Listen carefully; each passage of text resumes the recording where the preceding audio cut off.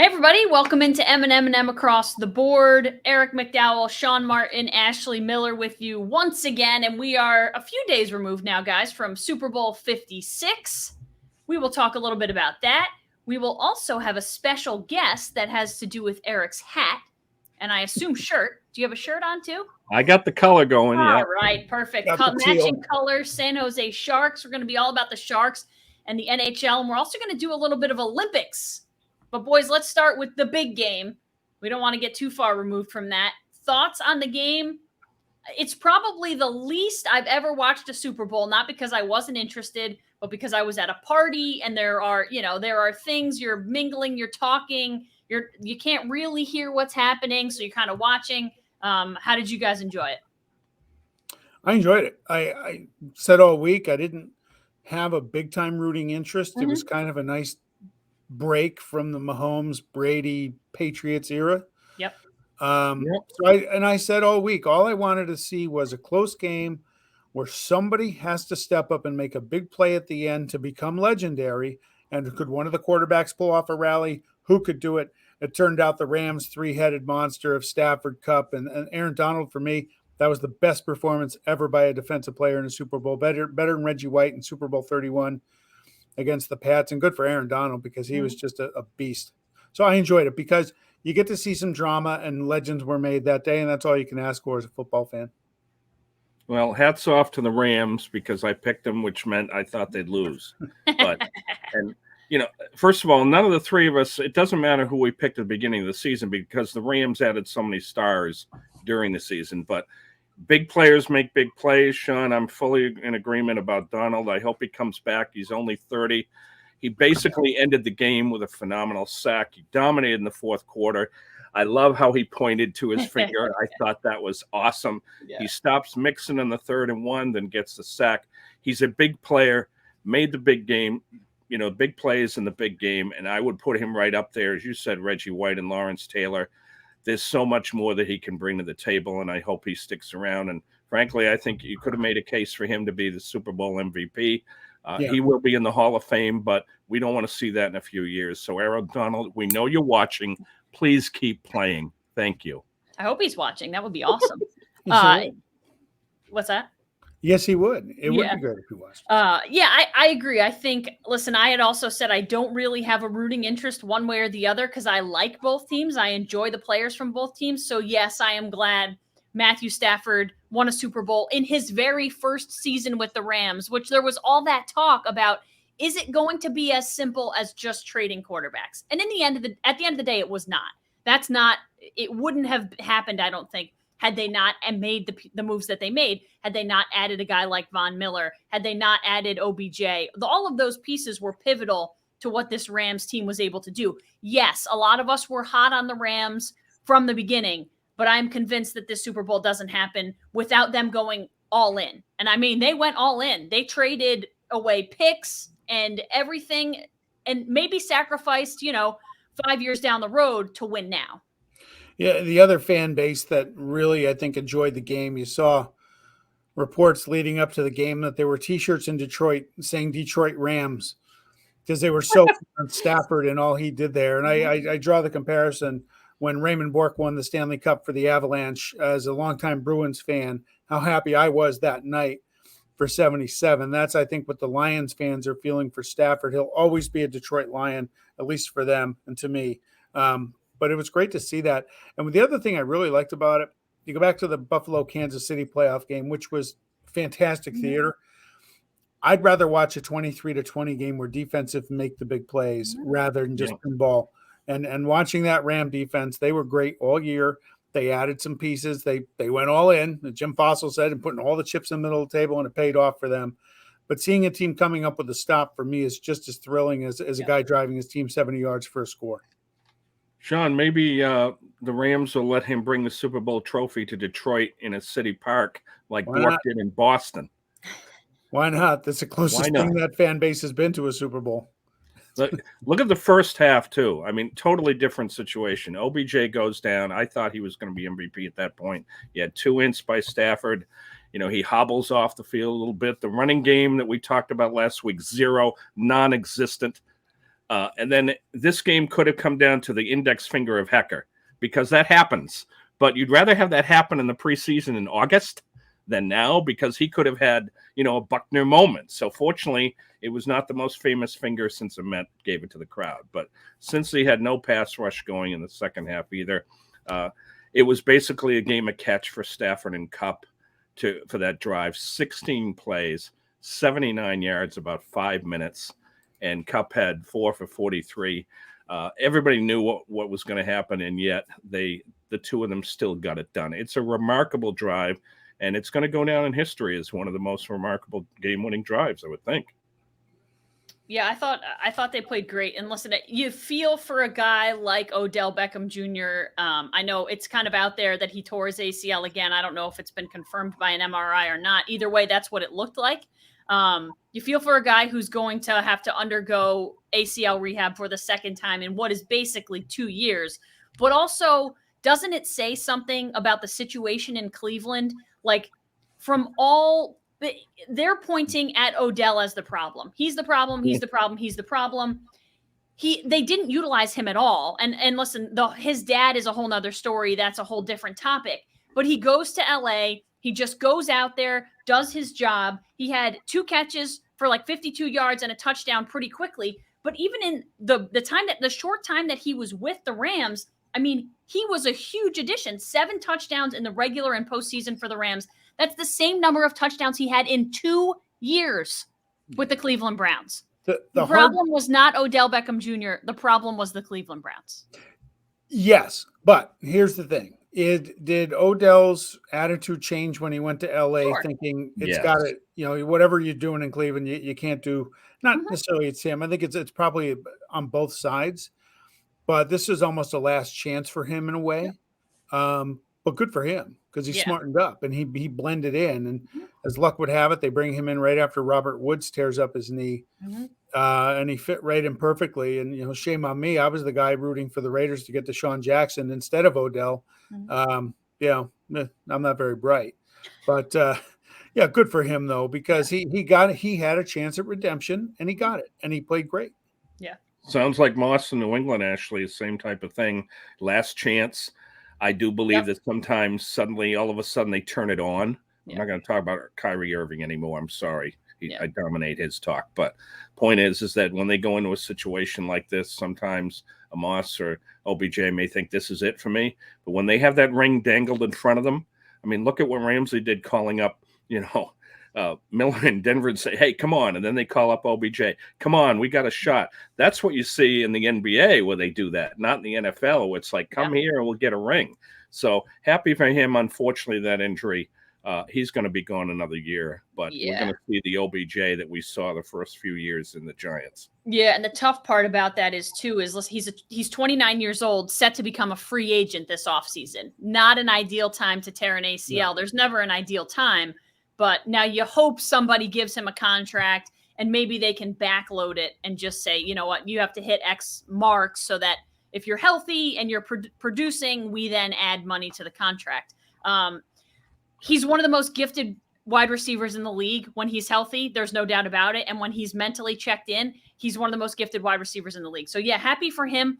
And at the end of the day, I still think you can feel really, really good if you're Cincinnati. They just extended Zach Taylor today through the 2026 season. Well-deserved. I mean, how often do you hear this? It's so funny. In 3 seasons in Cincinnati, 16, 32, and 1. And you think, well, that's not very good. But the first season was so bad. Then last season was like pretty bad, but an improvement. And this season was just a marked difference. So good for Zach Taylor. The players obviously enjoy playing for him. He has something really, really good going there. And if they don't pick offensive linemen with the first 2 picks that they have in this damn draft, someone should get fired. Yeah, that's a fan base. They lost Super Bowl 14, was it? It's a classic to not 14, sorry, 16 to the 49ers, 26-21, and a comeback fell short. They lost in 88. Joe Montana led that long drive. And then this one, I can't help but wonder, you come out third period, you're down 13-10. They hit a 75-yard touchdown on a no call, on a face mask there. kind of offset some of those sketchy ticky-tack calls on that last drive for the Rams and balance out. But the first play back for the Rams, Stafford throws an interception, and just can't help but wonder what would have happened in that game if the Bengals could have gone down and scored again. Mm-hmm. All of a sudden, it's 24-13 before people are back in their seats. Yep. But they didn't get it. They got a field goal, and that was it. And then the Ram defense really stepped up, and whatever defensive adjustments the Rams made, they weren't getting to Burrow that much. They're getting pressure, but they weren't knocking him down. But once that avalanche of pressure started, they just couldn't answer it, and Burrow was a sitting duck. Well, another point, too, Cincy has the third most cap money available, too. So they can do the draft and pick up some guys. And if you're a Cincinnati football fan, including college, you're really happy because the guy stayed. He got a 5-year extension at Cincinnati. I told him to, and they listened to us sometimes. So great for the pigskin fans, pro and college in the city. But we know Burrow will be back, but look at the AFC with the minefield you have, okay? You have Mahomes, you have Allen, you have Herbert, but you also have Carr, who I think will improve. He's really got to a point, but I think he'll be even better with McDaniels. So it's a musical chairs situation, and there's only one AFC chair to sit in the Super Bowl. So I hope that we'll see the kid back there. I hope we see all four of them in there virtually. But Cincinnati, wonderful for the city, for the season that they've had. And sometimes, Ashley, you're right. Stats like that record don't tell the whole story. Right. Well, guys, when we talked about, when we were previewing the Super Bowl, we talked about kind of what everyone was talking about, that Cincinnati O-line against the Rams D-line. And through, the first half and then the first couple minutes of the third quarter, I thought, this isn't playing out. It is playing out the way I thought it was because the Bengals were doing exactly what they needed to do to avoid that pressure. They were dinking, they were dunking, they were occasionally hitting the big play, but Joe Burrow wasn't hanging onto the ball for more than 2.5 seconds, and it was out of his hand. And then all of the sudden, it was like an avalanche. And we said, listen, you can't get sacked more than 5 times in the Super Bowl and still think you're probably going to win. Well, he got sacked 7 times, and it just felt like it was all of a sudden he was on his butt, and then you thought, well, this might be it because they've figured something out in the second half. And I don't know exactly what it was, but whatever it was, they worked. It seemed like Chris Collinsworth hit the nail on the head. They had that Burrow. Donald's first official sack was when they got Burrow on the sidelines for a 1-yard loss, goes down for a sack. Mm-hmm. But there was a scrum afterwards, and there was a lot of pushing and shoving, and that seemed to really light up Aaron Donald.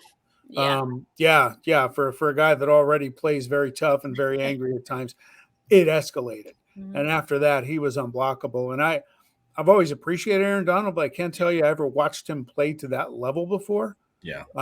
He was possessed. And then you see the after the game, Sean McVay's mic'd up, and before that 4th down where he said Aaron Donald's going to make a play, and you might as well call that sack number 8 for the game because Burrow had no chance on that play. It was just incredible, and I just love watching a defensive effort like that. And again, Eric, I agree. I would have voted for him for MVP. As good as Kupp was, I would have put Aaron Donald. The easiest bet that I made, Ashley, and I will say this, the easiest bet was 5.5 sacks in the over. Ooh. I thought that would happen. I had fun with that one because that was the one I felt was the easiest bet. But okay, hats off to Mr. Hainsworth. Were you sweating it out in the first half? I thought they'd get it at the first half. It wound up with about 7. So yeah. Hats off to a 40-year-old. He is now the oldest player in the NFL because Brady's gone. If he decides to stay, we see him down there with the family. I think the guy's going to retire. But how many people can say that they played for the Rams and the Bengals? Right. I don't know. And, with all the other stories, it's great to see a guy that's 40 years old that looks 60 because he plays up front and has his family down there. And to see him get his first title. So that was one of the wonderful stories we hear about Stafford, but how about him? And I would think that he'd go out and spend more time with those kids and enjoy that ring. I loved when they were showing the families, Whitworth's kids and his wife are sitting there and his one daughter is reading.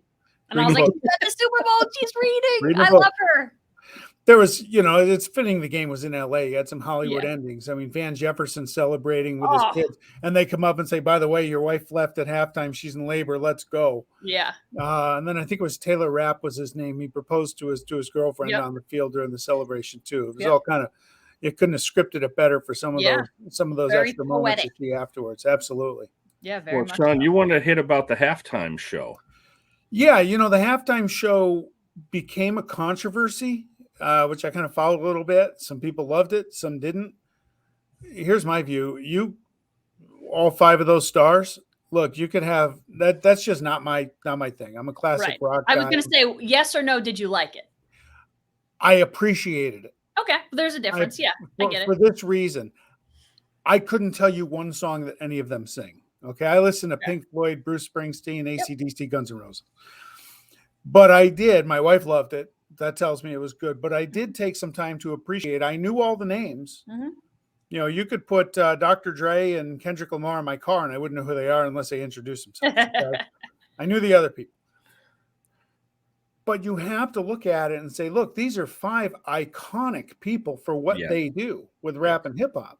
So while the music wasn't for me, I enjoyed the show because when you put legends on stage, I don't care if you like the music or not, you have to appreciate what they're doing and what they've meant for their industry.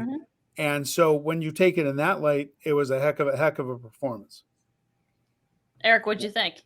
I would have preferred Barry Manilow and Barbara Streisand, but I know that can't happen. Yeah, so sure. I accept the Bee Gees, even if there's one left and Kool and the Gang. But Sean, fully agree with that. I enjoyed it because they were icons, and I'm thinking of the people that love that type of music, and to see all of them come together and check their egos at the door.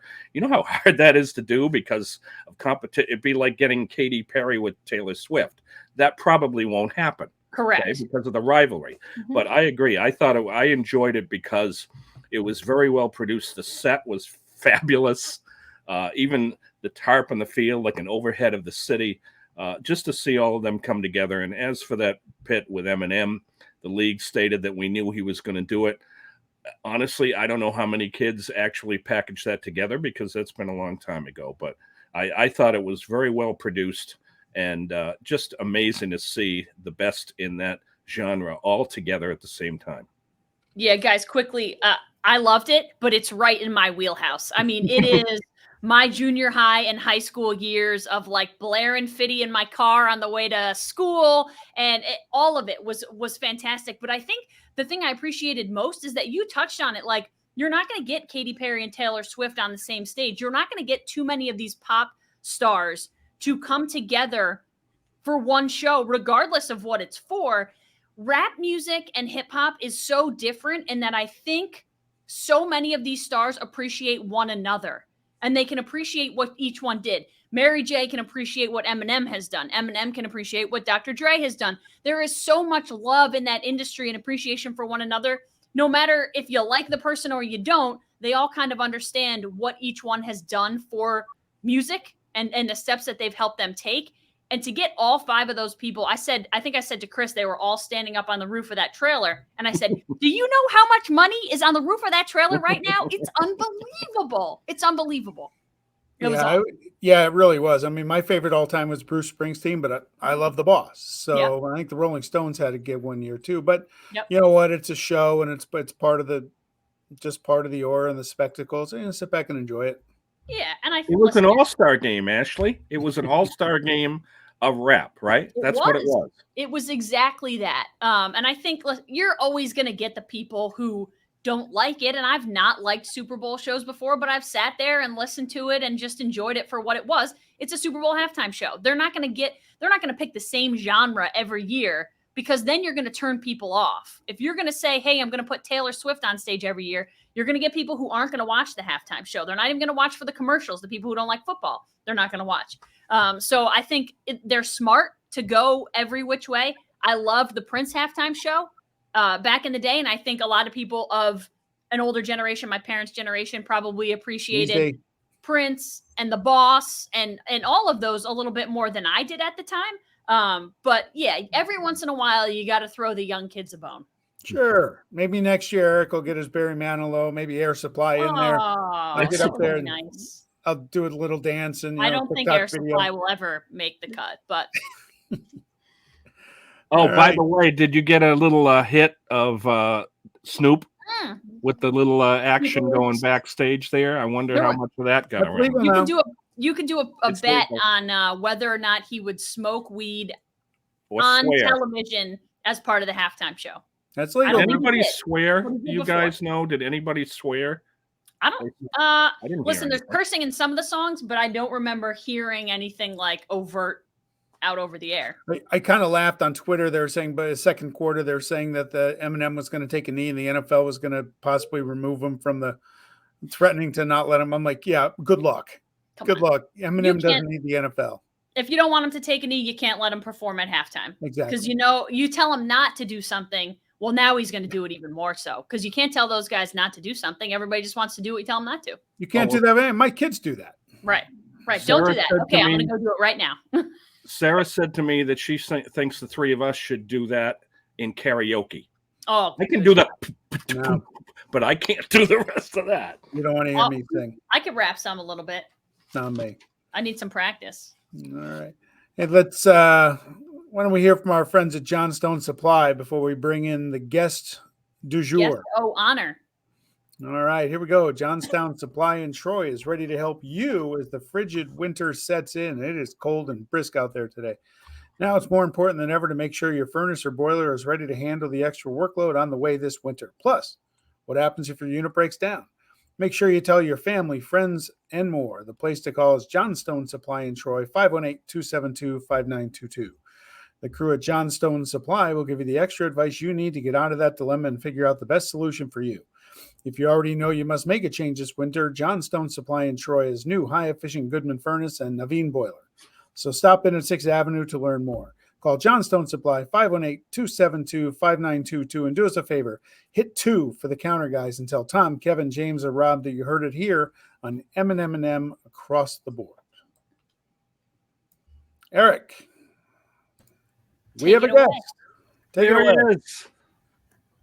Dan Ruzanowski, the voice of the San Jose Sharks. Hello, sir. It's been a long time. How are you? It really has. I know you're going to try to make a baseball trade with me with Sean Hilligus, and the answer is no. Long time ago. I thought that Joe Carter might be on your list. Oh, yes. Okay. Yeah, you won a lot for him. This is how old we are. Let me introduce to you Dan Rusanowsky, a native of Milford, Connecticut, known for being the home of Dan, but also the home of Subway. Before he arrived in the Bay Area, he was the original voice of the Sharks in the expansion season of 91-92. He provided the radio play-by-play call for the AHL's New Haven Nighthawks, where I had met him. And he was the voice of the St. Lawrence Saints hockey team. These two cover ECAC hockey. And he received a bachelor's at St. Lawrence and earned his MBA at Clarkson. I've never Isn't heard that of it. illegal? Yeah, I think it is. It's on the bounds of illegality. Out here Yeah. in California, Yeah, right. we have Cal versus Stanford, but there are a lot of marriages between the schools, believe it or not. Now, You Dan is, survived. Good for you. he's also, like Sean, a published author with Triumph Books, the release of If These Walls Could Talk, San Jose Sharks, which he co-wrote with reporter Ross McKeon. He is a member of the Bay Area Radio Hall of Fame, talk about legends, and also has done Grand Prix soccer, baseball, radio programs. Now, before I drop the puck for Ashley and Sean to start the questions, Dan, we have to hear your immortal voice in a call. So I'm going to pick one of my favorites, the 2020 first round, Game 7 in the West. Oh, what a game. Home at the Shark Tank against Vegas. They're down 3-0 midway through the third. They tie it. They lead then. They come back and tie it again. You head through with 47 seconds in regulation. You tie it again. And then the Sharks win it in OT. Give us that call.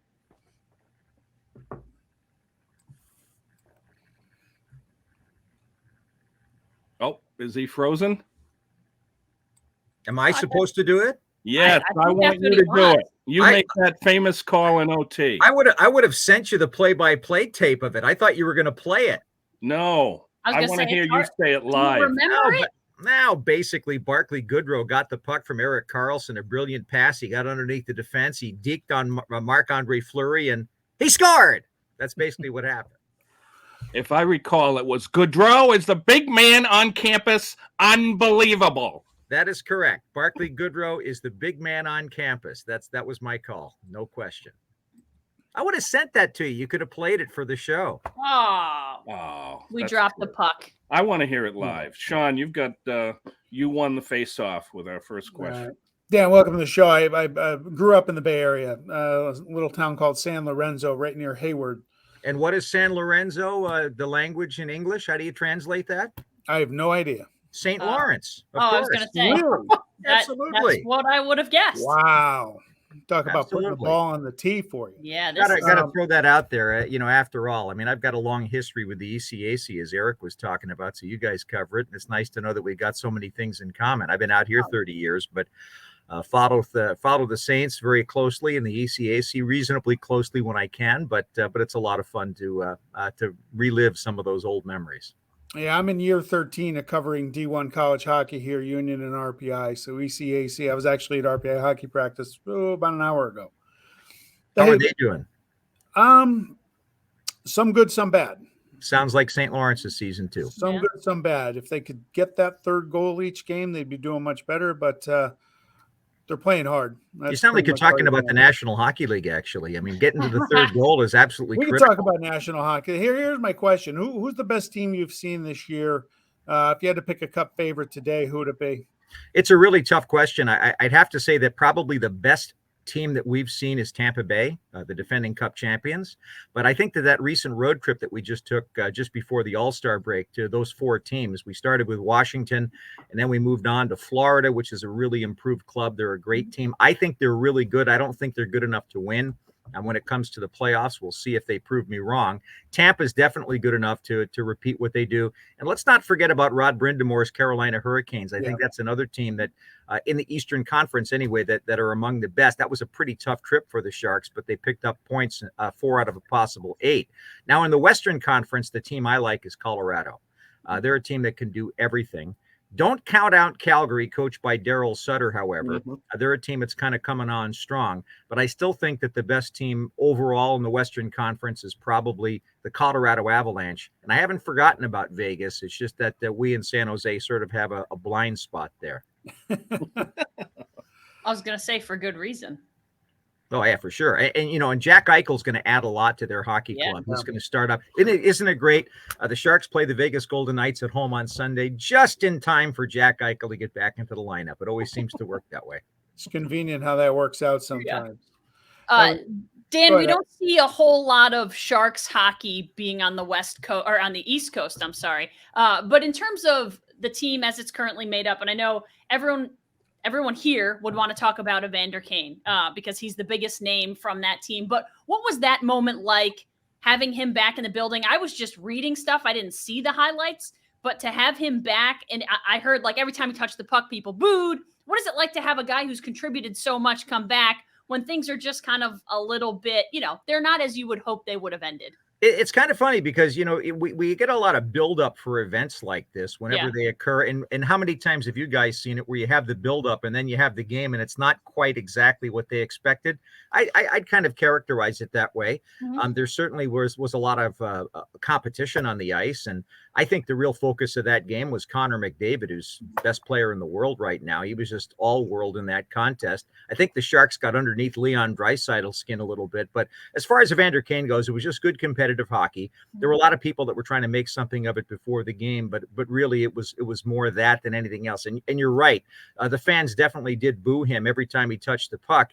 And I think that reminds me back in the day when a couple of other guys left the organization when they first came back. Whether for whatever reason they left, they got that from the fans a little bit. So we're not surprised. Yeah.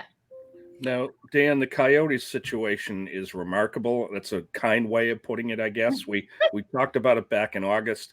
We touched on this about the Glendale Arena situation, getting a boot. Now they're going to play at a college arena that seats like 5,000. I mean, is there any chance they could move them to a city like Quebec or, even Toronto could have 2? I mean, there are people that are on 5 million waiting lists to try to get a Leaf ticket. So you could get 15,000 every night for a second team in Toronto. What are your thoughts about the situation in Arizona? Well, it's really unfortunate, and I have to say that that it's an important market for the National Hockey League, simply to fill in the television markets in the United States. It's a good sized TV market, and there is support for hockey and for the Coyotes there. You mentioned the Maple Leafs. Don't forget that Austin Matthews is from the state of Arizona, and the sport's really growing quite a bit. We like to say that Austin Matthews was born in the Bay Area, which he was, but he moved when he was less than a year old, as I understand it, to Arizona. So I guess that he's a full Arizonan. But I think it's unfortunate that they've had to go through all of the machinations that they've had to go through. If you look at what happened, basically what you have is a story of the building that they built really in the wrong place for the long term. Think about the Richfield Coliseum in Cleveland, and how that was supposed to be the place where the market was going to grow, and the Cleveland market and the buying public was going to be there. And the Barons moved there. And then they ended up getting an NHL team, and they had a WHA team for a while. And as it turned out, the best place to have the arena was in a downtown situation. So unfortunately, the Phoenix Suns control that in Phoenix. And so that building was not available. It's not really set up for hockey the way that it's been configured these days. And of course, the team doesn't control the revenue streams that they need to make it successful. So the thought was to have a new building. The building actually in Glendale is a nice building. It just happens to be in a place that's wrong. And it's really strange to me because we get off the airport at Sky Harbor and we drive out to Glendale, where all the teams stay right near the arena, which is great. It's a nice little walk to the rink and everything else. So from our perspective, it works great. And you get there and it's an absolutely packed traffic. I mean, it's stop and go, can't move all the way to Glendale. And I'm looking out the window of the bus and I'm going, don't any of these people buy hockey tickets? But the answer is, because they're all going there, but the answer is that the hockey buying public so far, so-called, is on the east side of the valley, not the west. The income levels are different. The demographics are different that are supporting the sport. And so I have friends that, for instance, that live in Chandler, Arizona, which is south of Phoenix. They work in high tech. My wife works at Intel. They work at Intel in Chandler. And they used to come to games when the Coyotes played at America West, maybe 15, 20 times a year. Some of them had season tickets, but that extra 45 minutes to get out to Glendale, especially with the traffic issues during the week, make it a little bit more challenging. So I think that the Coyotes are doing the right thing in trying to get a building built in Tempe, which is right in the heart of where they need to be. And it's just been a long, laborious process, but you got to give Gary Bettman a lot of credit for showing the support for that city. And he did the same thing in Buffalo and in Pittsburgh when they had financial problems. And now look that those teams are doing much, much better. Sabres, of course, in the standings, not so much. But in terms of the support that they get from the fans and so forth, it's really great. So I think that there's still a future for hockey in Arizona, and there should be. But it's just a really long, laborious process. And I'd say they are basically back to square one when it comes to that, with, where we were in San Jose playing in San Francisco in the Cow Palace, an 11,000 seat building for a couple of years, and then finally getting SAP Center built. And, now it's just an icon of the city and of the Bay Area. And it's the largest city in the Bay Area, too, which I like to remind people. So I think that that's the process they're in. But Eric, to your point about where the Coyotes might consider moving, I don't see Quebec and I don't see Toronto on those lists. Number one, the Maple Leafs are going to do absolutely everything they can to not allow that. They don't even want anybody to go to Hamilton. Yeah, so, wishful thinking. I don't see that happening. The second one, Quebec City, I just don't see them necessarily on the top of the list right now, because I think that if you're thinking about TV markets in the U.S., you want to gain one. If it's possible, who knows? Maybe a city like Houston would work, or Portland. Portland would add to, and I'm talking about Portland, Oregon, of course, would add to Seattle, San Jose, et cetera, that Pacific Division rivalry that we have set up right now. And Houston, of course, is the largest city in the country, if I'm not mistaken, that doesn't have a big-time team in the NHL. So I think that those are maybe a little bit more realistic, but that's not really on the plate for the league right now. I'd say that they're totally committed, and the ownership in Arizona is totally committed to making it work. And I really believe they're going to. It's just going to take some time, and it's been painful. Dan, I was talking to RPI head coach Dave Smith a little while ago. I think the East is going to be tough. You got a division with Tampa and Florida and Toronto. What would a Stanley Cup mean to Toronto? I think all of Canada would like a cup. What would it mean to the city of Toronto? That's been a loyal fan base. What's been your experience there on road trips up north? I absolutely love going to all the Canadian cities and broadcasting hockey there. But the original 6 cities are even another level above that with all of the history. Certainly in Toronto, the focus is on the pain. Think of the Chicago Cubs and all the years that they missed winning the World Series, or need I say to Eric, the Red Sox after all those years. But they, when you finally get that, it's something that's delightful for the community. And I think it would be that way in Toronto. I always like to joke because one of my former broadcast partners, Pete Stemkowski, who played for the New York Rangers, is part of the Rangers broadcast crew now. He was on that team that won in 1967, and they traded him the next year. So he calls it the curse that he put on the team for trading him. But I have to tell you that it would mean the world to that city. It's bigger than life there, and it's a huge part of the culture there. I think that what would be really unfortunate is if they were to win it under pandemic conditions where they couldn't celebrate in the building together. But fortunately, that seems to be lightening up a little bit and getting back closer to normal. So we're hopeful that if that does happen in Toronto, that the Maple Leafs fans would be able to celebrate that way and do it in a way that they deserve to, because they've supported the team for so long through thick and thin.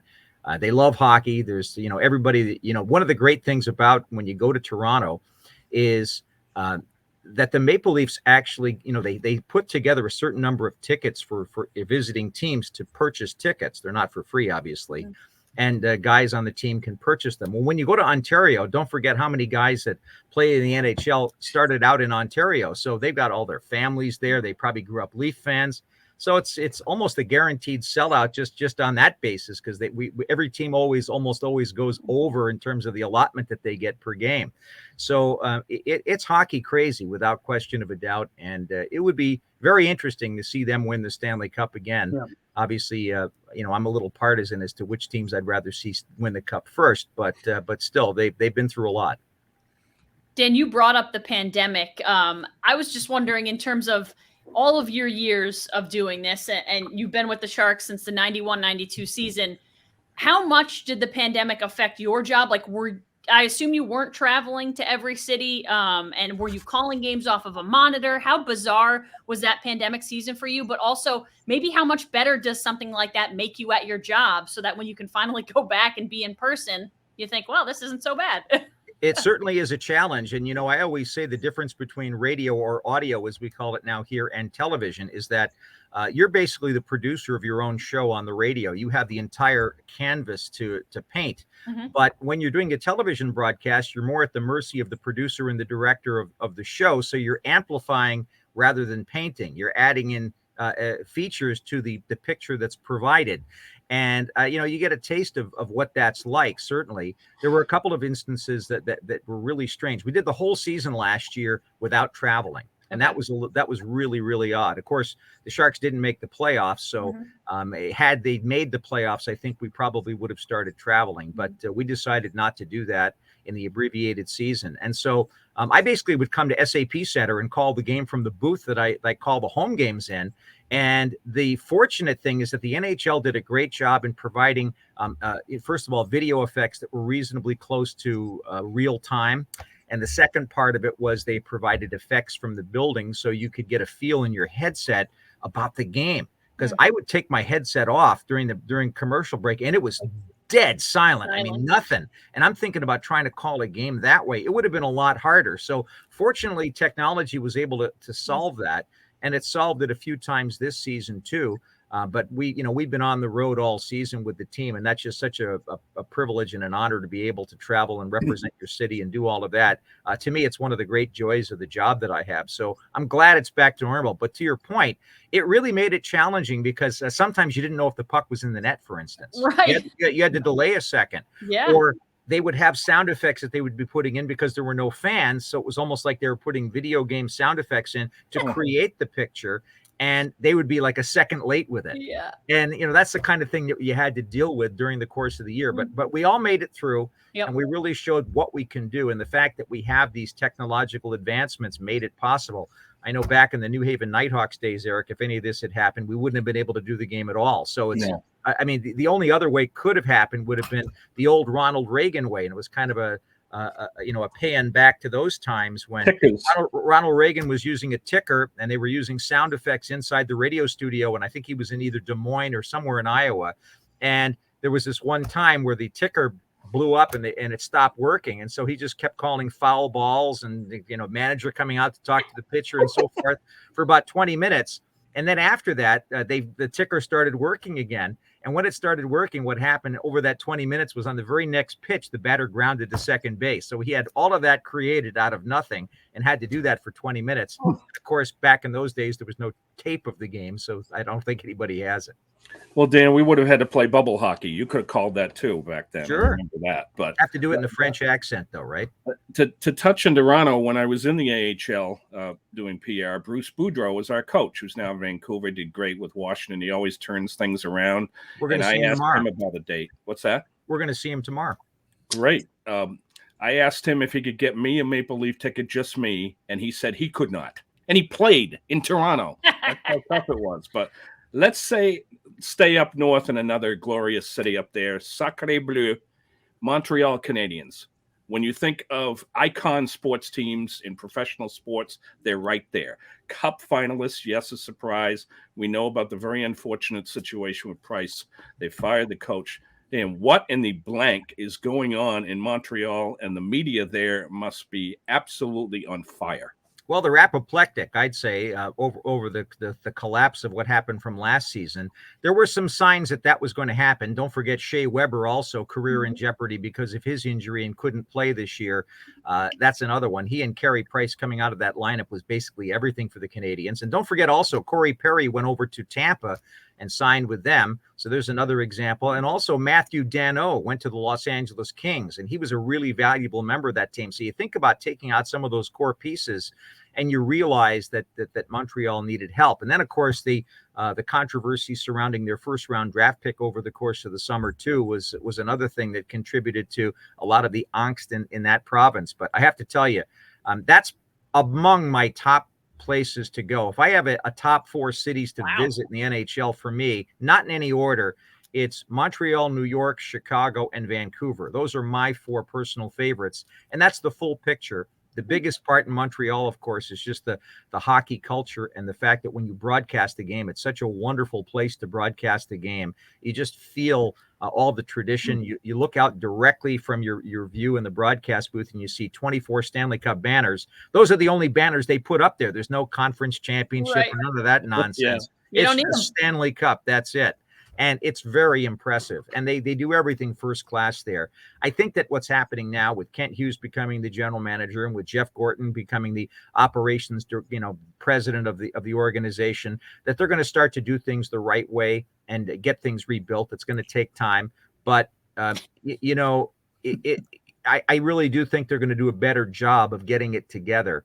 And I see some negative shakes of the head there as to whether they do that, but it'll be organized at least. And the Canadiens do have a good scouting staff, so they'll be able to draft and develop, but it's going to take time. As a Bruins fan, I would just like to see them keep doing what they're doing.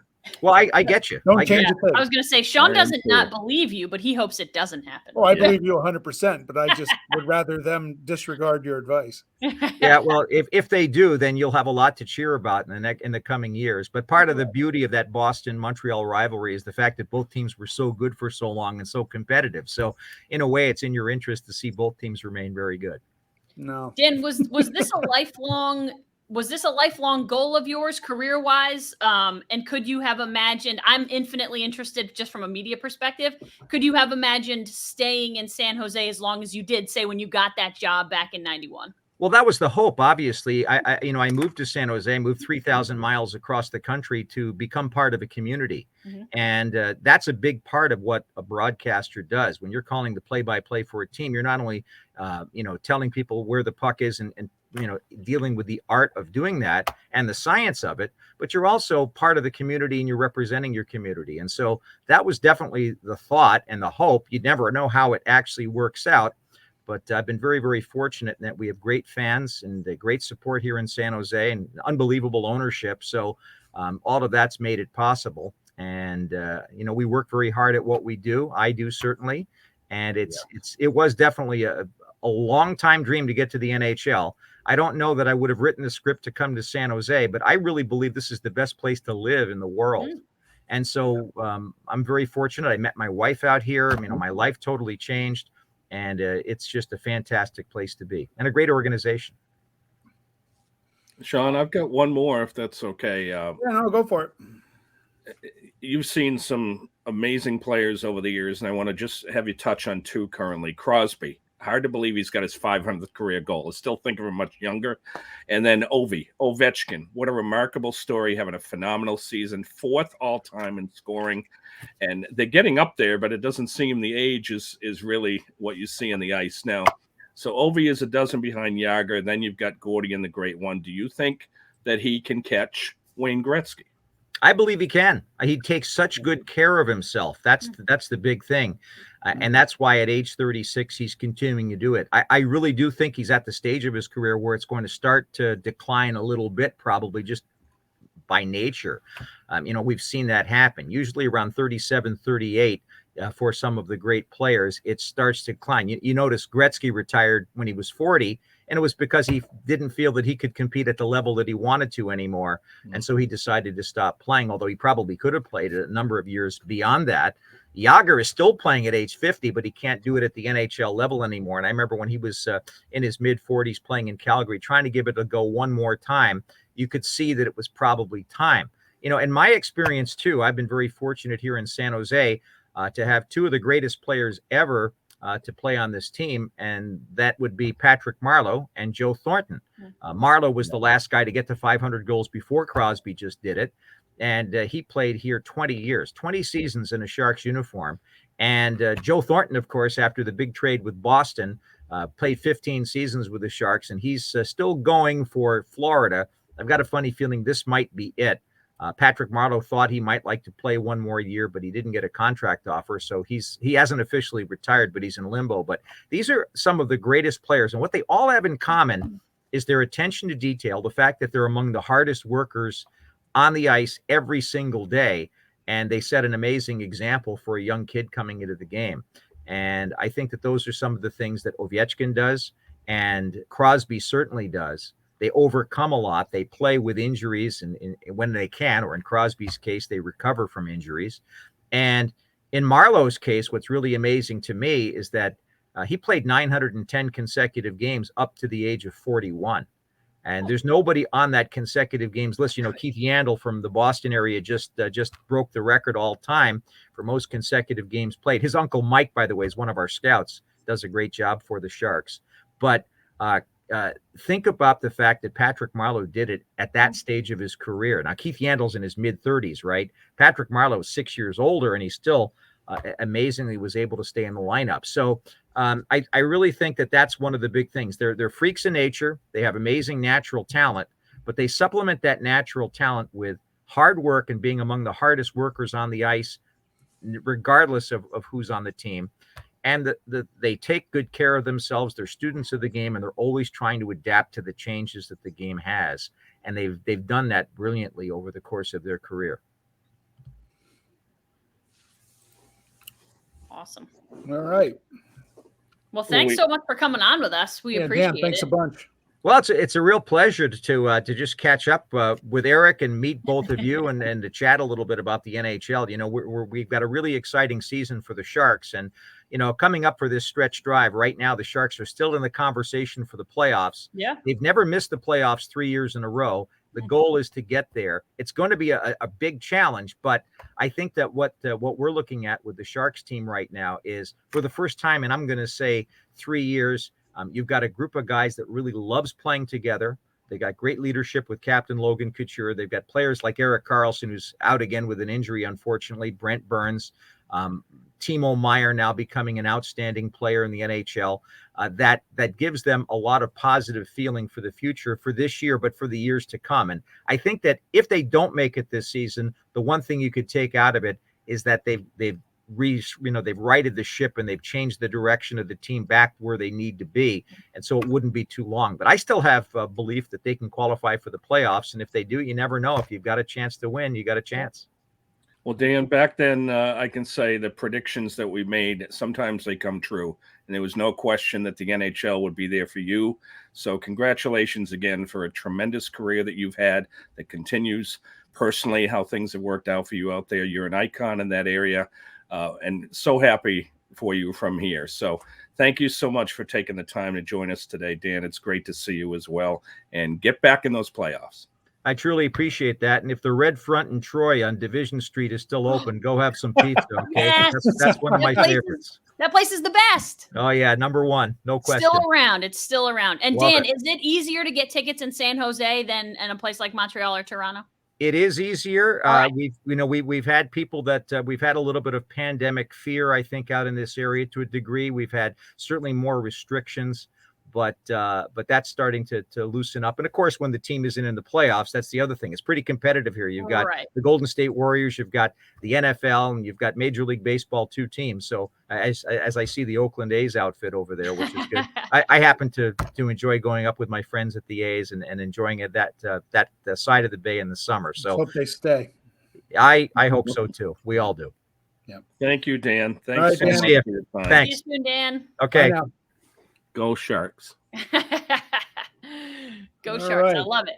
I'm going to get out to San Jose and get to a Sharks game to meet Dan. That'll be my goal for like next year. Just you in sports, as I've said before to you two, and you both are part of this, you love to see good things happen to good people. Good people. And Always. somebody who had zero ego and didn't believe, he knew he was good, but he had a dream, and damn it, he made it come true because he worked hard, just like the NHL players he described. That's what he is, and that's who he is. And he has a great voice. You Well, betcha. I'm always jealous of people with great voices. Shouldn't be jealous. You're pretty good yourself. That's right. All right. Hey, folks, it's a new year with new goals. Start your new year right behind the wheel of a new or pre-owned vehicle that fits your budget and your New Year's resolutions. Stop into Mohawk Honda and check out our broad selection of pre-owned inventory. We're here to find the right make, model, and price point to fit your budget. Our goal is to meet your goals.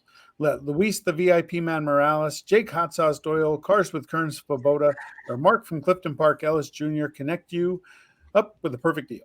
Right now is the perfect time to get top dollar for your trade-in and with the Kelly Blue Book Instant Cash offer. Same day check in your hand the day you trade in your vehicle. Just ask for Brian, Buy with BMAC McKenna, Mike Benice, Nicole Ozer, or Cam Let's Do a Deal McKenna. Again, all of our sales and leasing consultants will make your New Year's automotive goals their top priority. Start the new year right with just the right deal at Mohawk Honda in Glenville, where they always go out of their way to please you. To please you. Absolutely. Olympic Games. You. Yeah. Bad day for U.S. and Canada men's hockey. I know. And we didn't even get to ask Dan about that. Yeah, they're packed up. That was a stinker. I mean, they had a great run, though. It's just, this isn't a best of 7 playoff. That's Right. the problem. But I didn't think I watched them 2 of the games, and they just, for a team that was put together like a salad, basically, tossed together because of the NHL situation. Great job by Dan Quinn and his staff. It's just a shame that there's not a best of 3 in that goodbye round. It's the way it goes. It's an unforgiving thing. Yeah. And I did think, too, did Canada lose? They were lost. down. I heard that. Yeah, they got Yeah. beat this morning. So, I And mean, now it's time to go Sweden, because yeah. my grandmother was born in Sweden. So I hear, go Sweden. But this makes sense, though, right, guys? We were talking about this in the newsroom. Like, if you think about it, the U.S. and Canada basically didn't send pros, their NHL, at all. Sweden, Slovakia, Finland, teams like that all have pros from their own leagues who are playing on these Olympic teams. So I feel like maybe the U.S. team was better than people thought, because better than people were going to give it credit for, with a bunch of college kids, 15 college kids, youngest team in the Olympics. Maybe they even overachieved. I think once they won 3 games, people were like, oh, maybe this team is good. But doesn't it make sense that you have teams that are in the semifinals who have their pros there? Yeah. Easy enough. It does. Experience Well, how about- counts. Right. How about the women too, Sean? Because they're playing Canada, and that is a huge rivalry. They've had awesome matchups when they play. Tip the hat to Hillary Knight. There's only been 4 players in hockey history for the women to make 4 Olympics. And remember that they had the Brianna Decker injury too in the first round. So here's hoping that happens. And one of the 4 was Julie Chu, who locally is known as a former assistant coach here in college. I'm thinking the Olympics, you're always going to get controversy. You're always going to get politics. I'm just curious what your thoughts are with the women's figure skating. I think you have a problem when somebody's failed test recently when they say, well, she can compete, but if she wins a medal, there'll be no ceremony. My viewpoint is if you're at that point, why is she even on the ice? Correct. Yeah, I think that's the problem I have with it too. And listen, there's something that smells a little fishy about a positive test in December coming to light on February 10th or whatever the date of that was. Well, why didn't we know about this? And if we didn't know about it, or if we did know about it, why didn't everybody know about it? Why wasn't she either disqualified right from the jump and said, you can't come to the Olympics, forget it, you tested positive for a banned substance, or if you're going to play, it doesn't matter, then it shouldn't matter for the whole thing. Forget it. She's here. But get it all out there to begin with. Eric, we talked about this as in PR. Get ahead of the story. Let it come out and work itself out before you are in Beijing. And now you've created a whole poop storm of things. No, and the problem is, but you report to somebody, and this could be a governmental situation. We know that it smells, and we know that some calls above it, but I like the reaction of Terry Gannon and Tara Lipinski and Johnny Weir. I thought they handled things very classy, and they basically said it's right. It's not right. It really is a bad set to have that young lady. Nothing against her, obviously, tremendous young talent. I believe she's only 15, so she will be back. You talked about the skating too, Sean. Olympic sports in the winter are so different because we're used to pro sports, okay? You make a mistake in a ball game or a hockey game on a Tuesday, and you play the next day or 3 days later. Here you make a mistake, and they got to show the reaction. I understand that, but then you've got 4 years of waiting, okay? Yeah. And I don't think people here that watch pro sports and think about that, they need to think about the fact that the Olympics, they only have a couple times. They may have multiple events, multiple skating performances or bobsled, what have you. But that is something that emotionally is very draining. And when everybody is looking at you at that point, you're expected to be perfect, Sean. I think it's so different, don't you? I do. We talked last week about Michaela Schifrin and her two best events and she struggled with. And that's, you have world championships, you have tours, you have circuits that are going to go through Europe and whatnot. But the Olympics, it's once every 4 years. A lot goes into it. It's not like you go out in week 16 of an NFL game and have a bad day if you're a quarterback. This is it's all or nothing, which accentuates the pressure. It highlights the failure, but it also highlights the achievement. Because it is all or nothing, and that's what makes the Olympic Games special, and that's what makes them hard.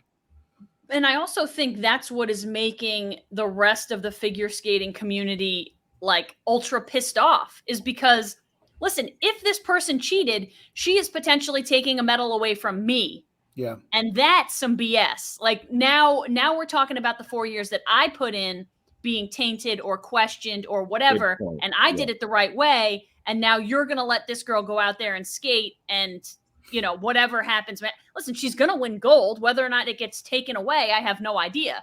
But she's clearly the most talented skater out there. She's going to win gold. So then once this all plays out, you're going to take it away from her. But you're right, Sean. If you're going to let her skate, put her on top of the podium and give her the gold medal and then take it away from her when you decide. Yeah.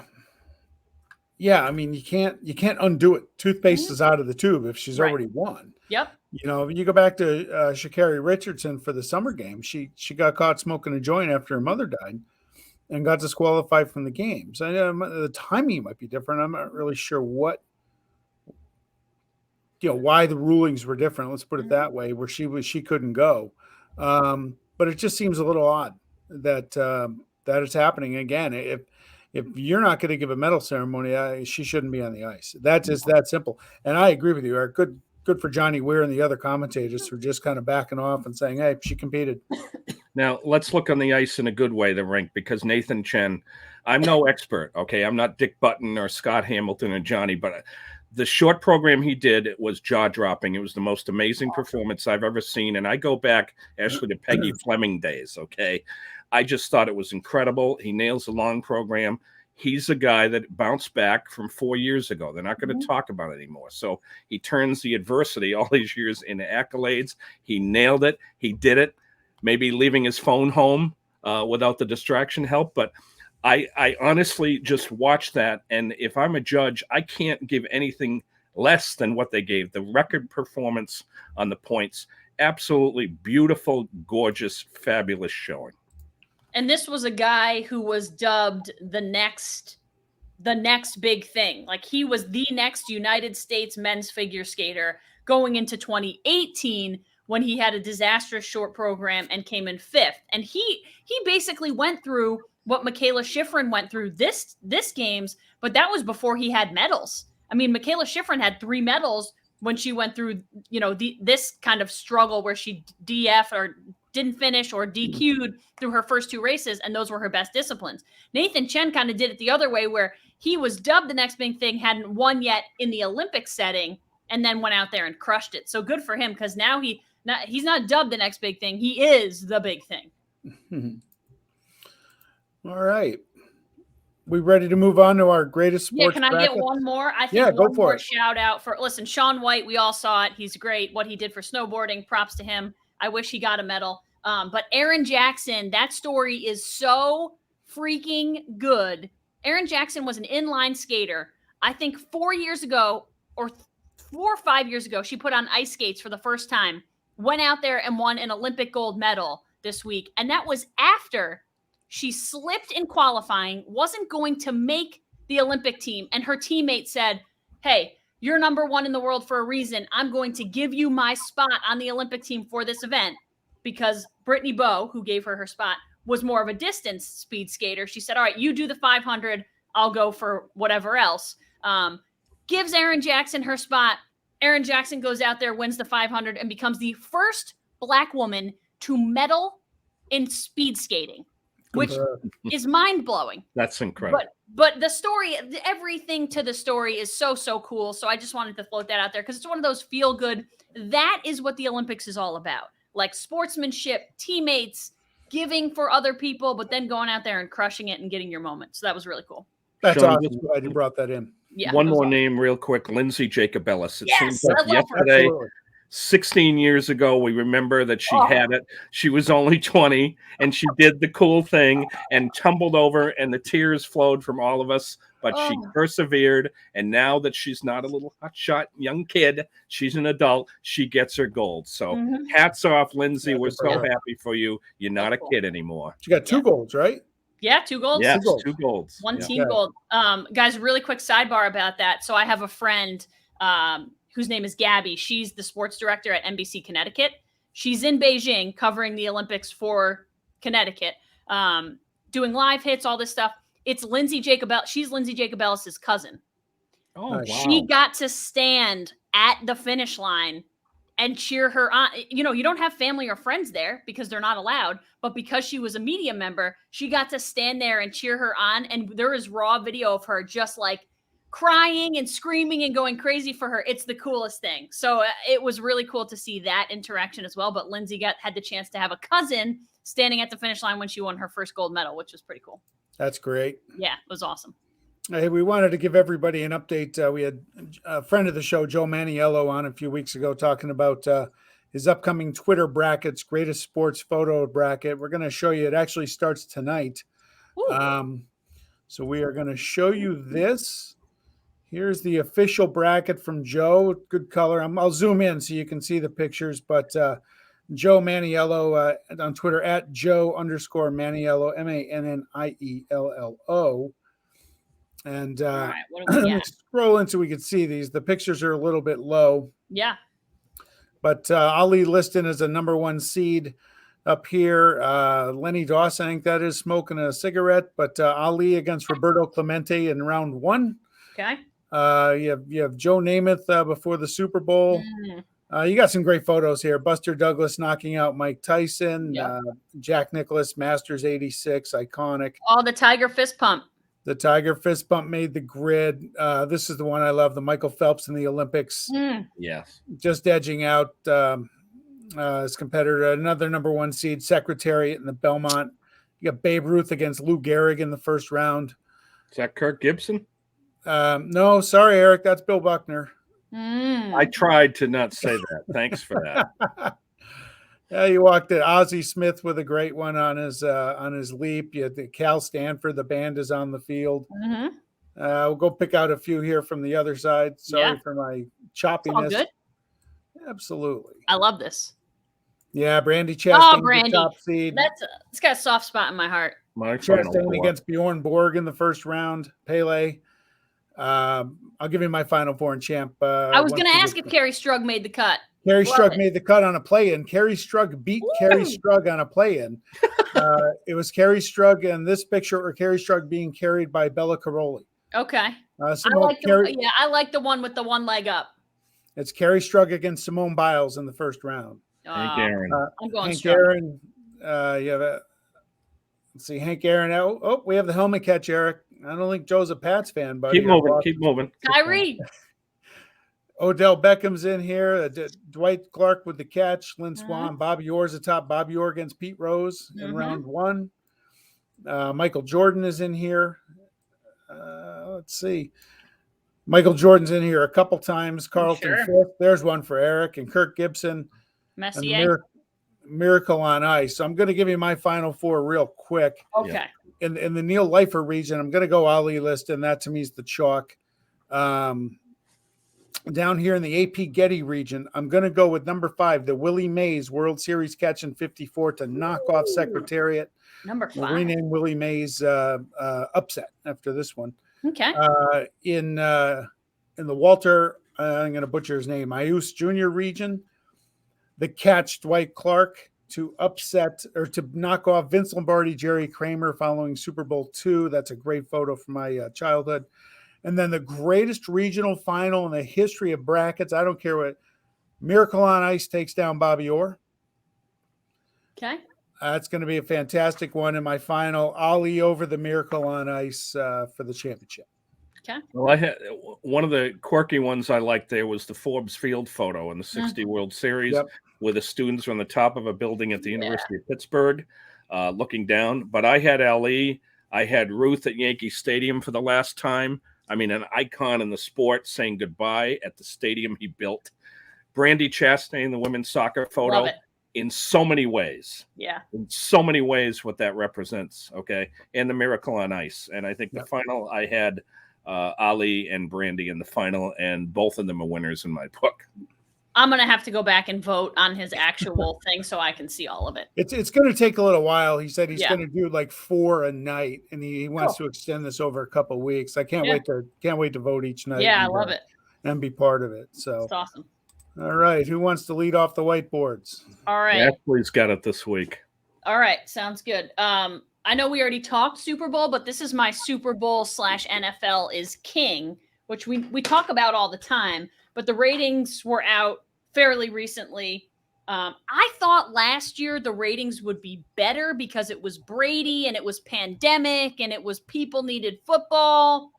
Let me tell you something. The ratings were a lot better this year than they were last year. 101.1 million TV viewers, up 6% from last year.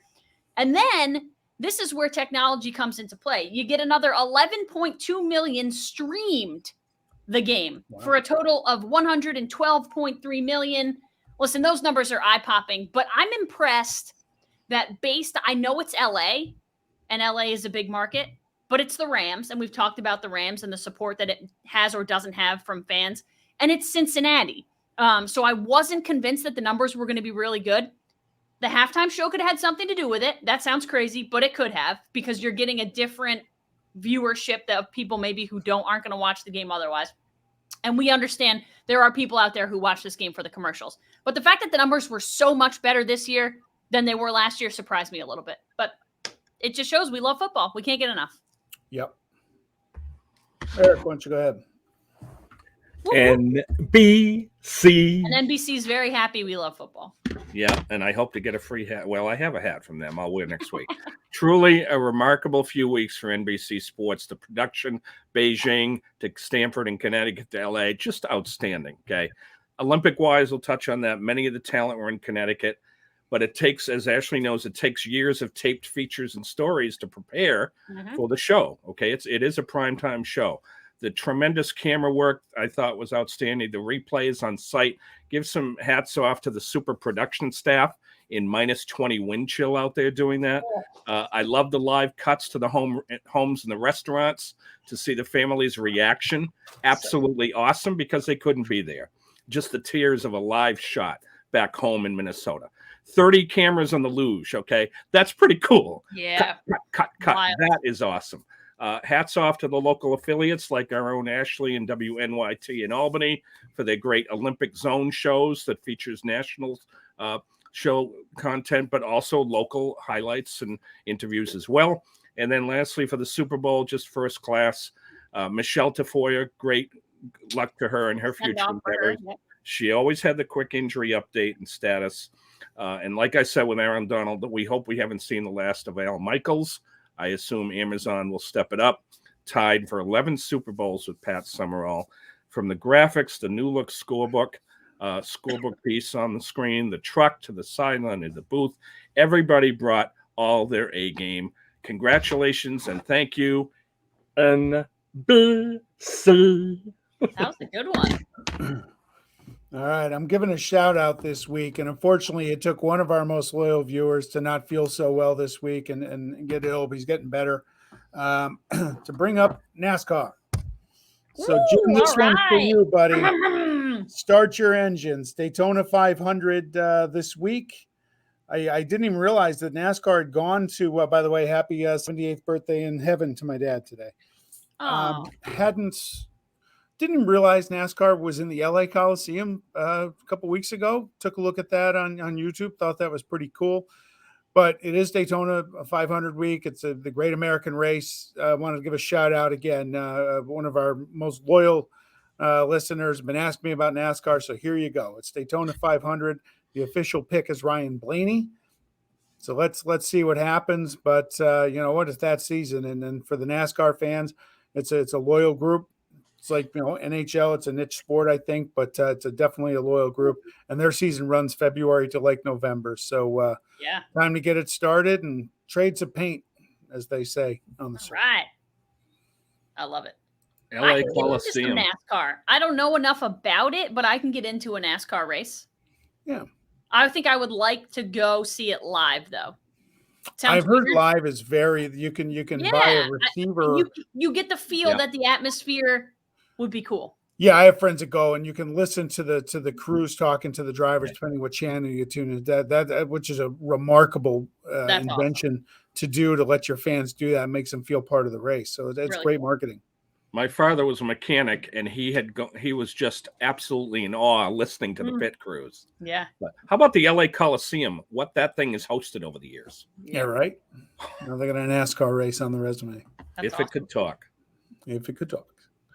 All right. You've been watching M&M across the board. We are on Apple, YouTube, Spotify, Twitter. We will tweet out our show in just a little bit at MMMATB1. We hope you join us next week. I will hopefully be back home working a night shift, not for this morning stuff. But yeah. Oh, Ashley, coffee with Ashley and Chris in the mornings. I'm loving it.